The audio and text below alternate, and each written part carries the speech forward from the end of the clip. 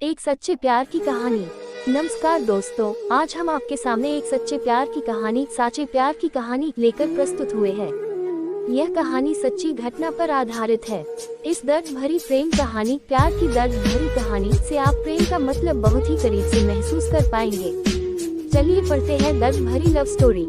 हेमंत और पूर्णिमा की यह दोस्ती बहुत आगे बढ़ती गई और अब तो हेमंत को पूर्णिमा से प्यार हो गया था और उसने पूर्णिमा से अपने प्यार का इजहार तक कर दिया। हालांकि पूर्णिमा थोड़ा असहज हुई क्योंकि उसके जीवन के इस खालीपन में ऐसा पहली बार हुआ था कि किसी के वो इतने करीब आई थी और उसका प्यार का इजहार उसके सामने करना, यह सब नया था पूर्णिमा के लिए। पूर्णिमा ने तब तो कुछ नहीं कहा, बाद में हमेशा हेमंत के बारे में सोचती और अपने मन में ख्वाबों को बुनती रहती। कई बार तो उसने यह बात हेमंत से भी साझा की और जो बात आगे बढ़ी तो पूर्णिमा के इस खालीपन की जगह पर हेमंत का ऐसा असर हो गया था कि अब तो पूर्णिमा को भी हेमंत से प्यार हो गया।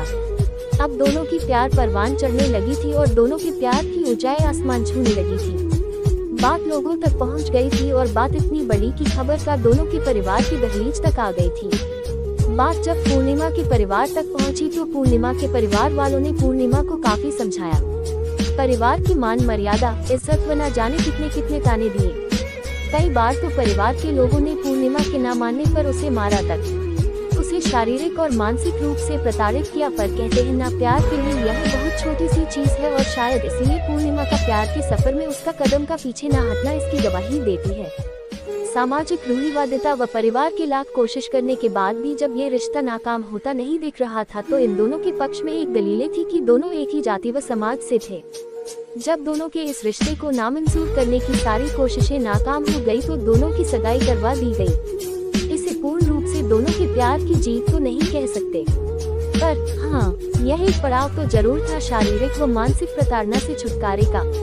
ये एक पड़ाव तो जरूर था समाज के लोगों से मिलने वाले ताने का, और ये एक पड़ाव तो जरूर था उनके मिलने जुलने पर लगी हुई पाबंदी का।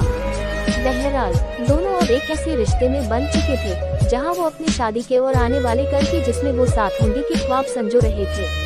पर कहानी का यह सफर यहाँ पर खत्म नहीं होता। कहते हैं ना, नियति जिंदगी के पड़ाव को कब आखिरी पड़ाव बना दे यह कोई नहीं जानता। कल गणगौर है। आज पूर्णिमा बहुत खुश थी कि कल गणगौर है और हेमंत उससे मिलने आने वाला है। बात थोड़ी सामान्य होने लगी थी और घर के लोग भी थोड़े बहुत खुश है। पूर्णिमा खुद को संवारती है, बार बार आईने में खुद को निहारती है। आज बहुत खुश है, मानो चकोर को चांद से मिलने के सारे विघ्न खत्म हो गए हों, सारे इंतजार खत्म हो गए हों। हालांकि अब तो इंतजार था कल का। पूर्णिमा के लिए ये पल मानो एक दिन का नहीं, हजारों हजारों वर्षों का था। वो प्रतीक्षा में एक एक पल को बड़ी ही कठिनाइयों से बिता रही थी, लेकिन मन में मिलने की उत्कंठा व आशा थी। पर आज वह बहुत खुश थी। वहीं दूसरी ओर हेमंत पूर्णिमा से मिलने के लिए अपने वहां से निकलता है और दुर्भाग्यवश रास्ते में हेमंत के साथ एक दुर्घटना हो जाती है और उनकी मौत हो जाती है। इस बात से बेखबर पूर्णिमा उनके लिए प्रतीक्षारत है। पूर्णिमा के परिवार वालों ने पूर्णिमा को यह बात नहीं बताई। इधर हेमंत अंतिम यात्रा पर चलने को तैयार है, उनका दाह संस्कार होने वाला है, तो उधर दूसरी ओर इन सब से अनजान पूर्णिमा उनके इंतजार में व्याकुल है। उसका मन बेचैन है अपने हेमंत से मिलने के लिए। शायद अंतिम यात्रा में वह हेमंत के साथ हो सकती थी, क्योंकि हेमंत अब इस सफर से लौट बहुत दूर जा बैठे हैं। हेमंत का दाह संस्कार हो जाता है, किंतु पूर्णिमा अपने हेमंत के इस आखिरी सफर और उसके लिए आरंभ एक दर्दनाक सफर से अब भी अनजान, एक कभी खत्म न होने वाले इंतजार में ही रहती है।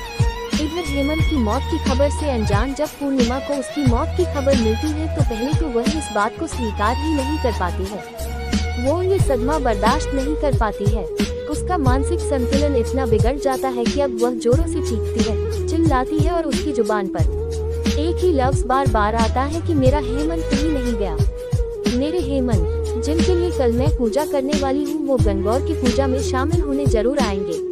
उन्होंने मुझसे ना भूलने का वादा किया हुआ है, इसीलिए हेमंत जरूर आएंगे। मेरे हेमंत जरूर आएंगे।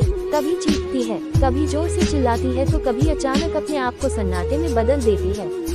फिर उस सन्नाटे को चीरती हुई अपने चीख पुकार से हमेशा एक ही बात उठाती है कि मेरा हेमंत जरूर आएगा। मेरे हेमंत मुझे छोड़कर नहीं जाएंगे। अब इस बात को हुए महीनों बीत गए हैं, पर उसकी जुबान में बस एक ही बात है, मेरे हेमंत मुझे छोड़कर नहीं जा सकते, वह जरूर आएंगे।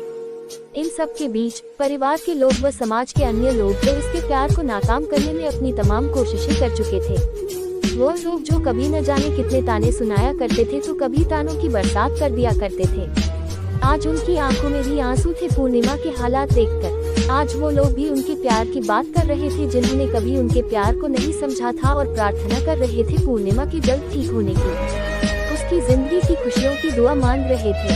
क्या उनकी आंखों में आंसू पश्चाताप के आंसू हैं? क्या इन समाज व परिवार के लोगों की हमदर्दी में उनकी सोच में परिवर्तन की कोई किरण झलक रही थी? क्या जो लोग कभी इन्हें ताने दिया करते थे वो आज जो भगवान से प्रार्थना कर रहे हैं इसके ठीक होने की, क्या ये उनकी हृदय की गहराई से की गई प्रार्थना थी? बहरहाल कहानी में आपको आगे लिए चलते हैं। कहानी की उस पड़ाव पर हम पहुंच चुके हैं जहां पर पूर्णिमा की जिंदगी की शुरुआत होने से पहले ही खत्म होता दिख रहा था। खैर, बहुत दिन गुजर गए थे। अब पूर्णिमा खामोशी के साथ रहने लगी थी। अपनी खामोशी में अपनी घुटन को छुपाए बैठी रहती थी, किसी से कुछ नहीं कहती, अपने जज्बातों को अपने सिरहाने में समेटे रहती। रात में उसकी सिसकने की आवाज बस उसके कानों तक ही जाती थी, किसी और का कंधा उसके रोने के लिए था भी तो नहीं।